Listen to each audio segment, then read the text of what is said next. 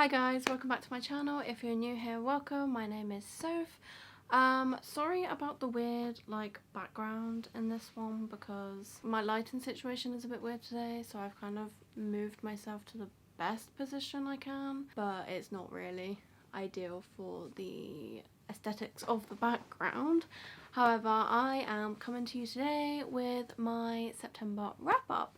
Now, you probably notice I don't do wrap-ups every month, and that's because sometimes July and August I read nothing or I read one or two books, and to me that doesn't justify doing a wrap-up video. So yeah, but this month I read 7 books, I think, so I'm just gonna tell you my thoughts basically. I don't have the physical ones with me. I'm just gonna go through my Goodreads and I'll pop a little picture up here. So the first book that I finished in September was King of Battle and Blood by Scarlett St. Clair, and I rated it 4 stars. I really enjoyed this book. It was one of those ones where I absolutely loved it. It could have been a 5-star, but there was just something missing that didn't give me that 5-star feeling.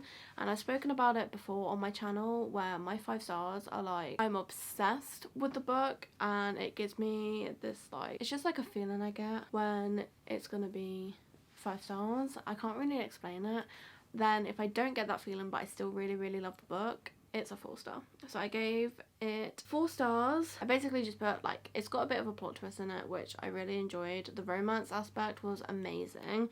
The smart, there wasn't as much smart as I thought there was gonna be, but honestly it was a perfect balance between story and spice. That was fine. I really enjoy it. You basically follow, it's about vampires, and vampires are overtaking the world kind of, and our main character is a daughter of a lord or a king, I can't quite remember which one, and she ends up getting engaged to the vampire king to protect her people, her realm, her land. But it turns out that the vampires aren't entirely what she has been taught to believe. Yeah, it's a very good book. If you liked Touch of Darkness, then you will definitely like it. Next up, I read Under the Stars by Catherine Taylor. I rated this 3.75. This was a book that Catherine actually gifted me the ebook of so that I could read it for her and give her an honest review. I really enjoyed the concept of this book. I really enjoyed the story, the characters, but I feel because it's a debut novel and I believe she's self-published, there was just some editorial grammarly bits that really, I'm a bit OCD about it. It didn't make it unreadable, but I saw them the minute I read them. It wasn't a case of I read past them, didn't pick them up. I'm pretty sure I saw every single mistake in there, and so that brought it down just a little bit. And then the other part was that there was some aspects of the story which I really feel they could have expanded on. It's supposed to be a YA fantasy, but the fantastical elements weren't as prominent as I would have liked. But it's a really short, really fast read, and I actually really enjoyed where it was going, so that's why I didn't give it it's only just below a 4-star because of the writing and everything. But yeah, it's a solid start to a career. I then finished Threadneedle by Carrie Thomas. I loved this book. Again, 4 stars, not quite a 5-star read. Threadneedle is one of my buddy reads with someone from work, and we both really enjoyed it. It follows a girl who is a witch, but her aunts always told her that magic is bad, magic is a curse, we shouldn't do magic. She's gonna have a magic bound inside her after she turns 16, but then she meets 2 friends, the kids of family friend, and they basically show her what magic really is, all the possibilities that are out there, and she starts to explore her magic a bit more and realizes she actually loves magic and she doesn't want to be bound. But then there's a plot twist and a betrayal and love, and it's really good, and I'm really excited for the next book to come out because I will definitely be picking it up. Number 4 was a graphic novel, and it is Fangs by Sarah Anderson. I am literally obsessed. I could read that book over and over and over again. I didn't realise how funny and comical it was going to be, but it's basically a very gothic-y style graphic novel about a relationship between a vampire and a werewolf, and it is basically page after page of one-liners. It's like the easiest way to explain it. I found it so funny. I was literally sat on the bed laughing out loud, and Connor was like, what are you laughing at? And I was like reading all these pages to him, and I was literally crying. Like, I loved it so much. Like, the style is super cool. I absolutely love it. And it was just things like here she's got a book, and on one side it says eat him, pros and cons, on the other side it says date him, pros and cons. And she's got a body count book, and it's not past lovers, it's like people who she's eaten.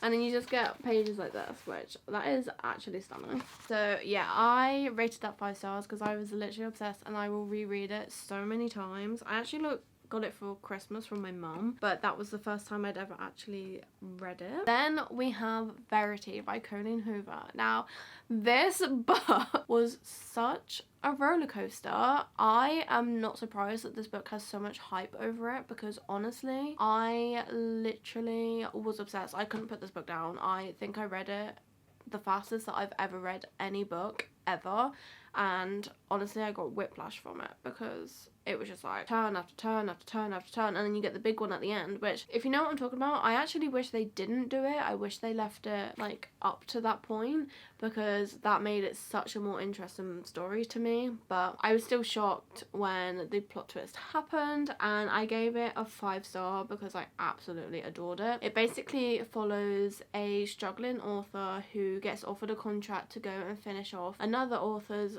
book series, and this author is like very well known, so she'll get a lot of money for it, but she has to go and live with said author who is she had an accident, so she physically cannot write anymore. So our main character has to go and like stay at their house for a little bit to kind of go through the office of the author and read the manuscripts and kind of get an idea on where the next 3 books were going. And she obviously is like with the family quite a bit. She ends up forming a kind of relationship with the other author's husband. So the first line is literally like something like blood splattered all over, or I heard the crack before I saw the blood or something like that. And honestly, it had me from page 1. I'm still obsessed. Unfortunately, it's not one of those things you can reread. Maybe if I wait long enough I could.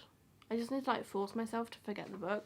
But I was literally amazed by how crazy the story was portraying the other author. When she's looking for the manuscripts for the book she's supposed to be writing, she ends up finding the other author's manuscript for biography, which has like lots of secrets and stuff in, and she's debating whether to tell the husband on that, because although she likes him, she doesn't want to break the family apart. So yeah, it's such a good book. Highly recommend. Lots of twists and turns, and a super fast read. Then we had another 5 stars, so 3 5 stars in a row, and this book was I'm Glad My Mum Died by Jeanette McCurdy.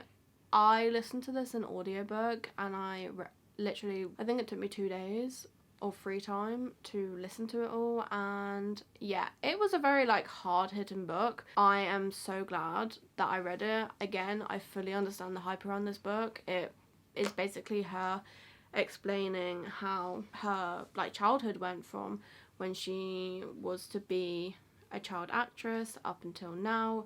It's got trigger warnings for like eating disorders and kind of like emotional abuse. I was one of those people that went in expecting it to be a book about how she hated her mum, but it really isn't. It's about how much she loved her mum and how much she tried to please her mum, and in turn how much that cost her her mental health, her physical health, and how as she grew older and became an adult, and how it affected her relationships, and how she started to realise that actually the behaviour of her mum wasn't okay and it should never have been that way. And yeah, I really loved that book, and I would love to have a physical copy to like annotate, because wow, it was a good book. As someone who watched her in iCarly, it's so strange to hear her talking about iCarly and how unhappy she actually was. She was like the funny character that everyone loved. Then we have another graphic novel, which is Lore Olympus Volume 1. I am desperate for Lore Olympus Volume 2 now. I rated it 5 stars because I was like, wow, this is the vibe.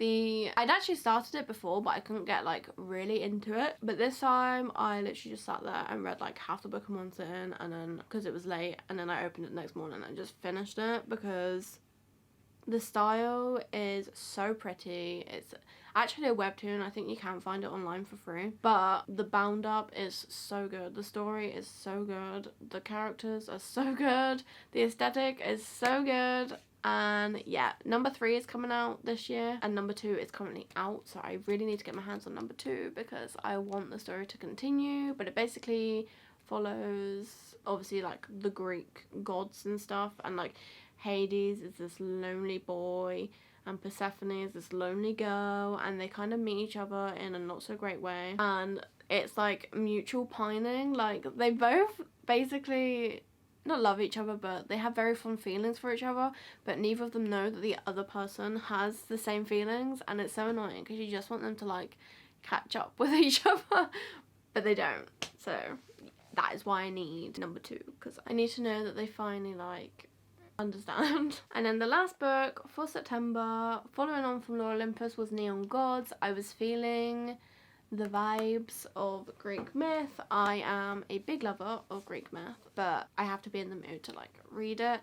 And Neon Gods is by Katie Robert, and it is a romance book between Zeus, Hades and Persephone. Now it's not a love triangle that you would think it was. It's actually Persephone is forced to be engaged to Zeus by her mum, but she doesn't know about it. So they go to this party, and it turns out to be her engagement party to Zeus. She doesn't want anything to do with this because his last few wives have disappeared, and she doesn't want to suffer the same fate. So she runs from the party and then gets stalked by Zeus's men, and she ends up being led to the river Styx. And it's said that nobody uninvited can cross the river Styx, or she'll like die or whatever, but she runs across the bridge anyway. She really does not want to go back to her fate, so she runs, and Hades turns up at the other side of the bridge, waiting for her. You get a dual perspective of the two of them, and in Hades one, it explains that he can't like grab her and help her. She has to cross the bridge by her own choice, and then he can help her like when she gets to the other side, because those men can't follow her.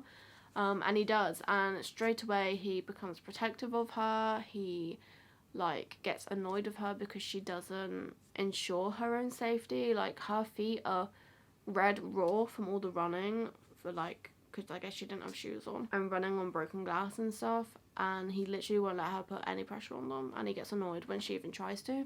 But the interesting thing, which I didn't know before I went into the book, is that the gods aren't actually gods. They're kind of like, they're normal people, but they are representing the gods, if that makes sense. Kind of like if you see Moon Knight, the Egyptian gods have their avatars in the human world. It's kind of like that, but I don't think they have any powers. I think they're just like them by names. And Olympus is run by the 7, they're called, which is like the 7 main gods. So it's like Zeus, Hera, Demeter, like those guys, Poseidon, all of that. And then their children are called the children in Greek myth. So I'm not really sure how it works, but they're not actual gods. Like they don't have like magical powers, but they have various powers over the city, if that makes sense.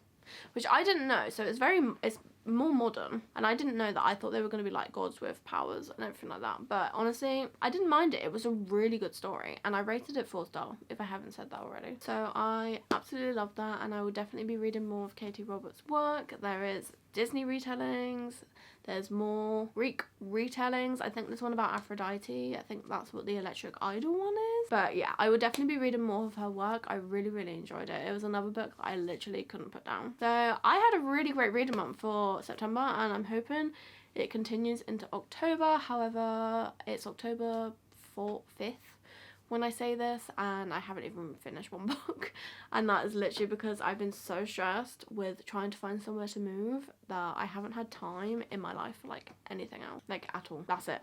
That's me done. I'm just looking for a house now.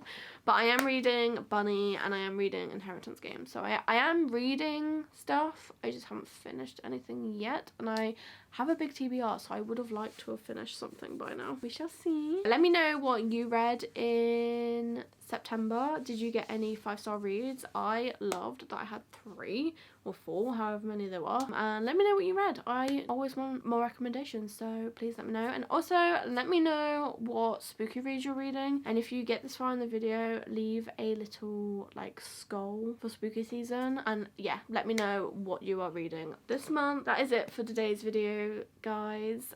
Before you leave, don't forget to give us a big thumbs up because it really helps. And don't forget to subscribe and click the notification bell so you don't miss my next video. I'm trying to be more consistent, but then I always end up getting more consistent in one and then I forget the other. So like, I'm being more consistent on YouTube, but my Twitch is like not going well. So I need to find a balance. I will find a balance, but right now I don't have said balance. Anyway, bye guys.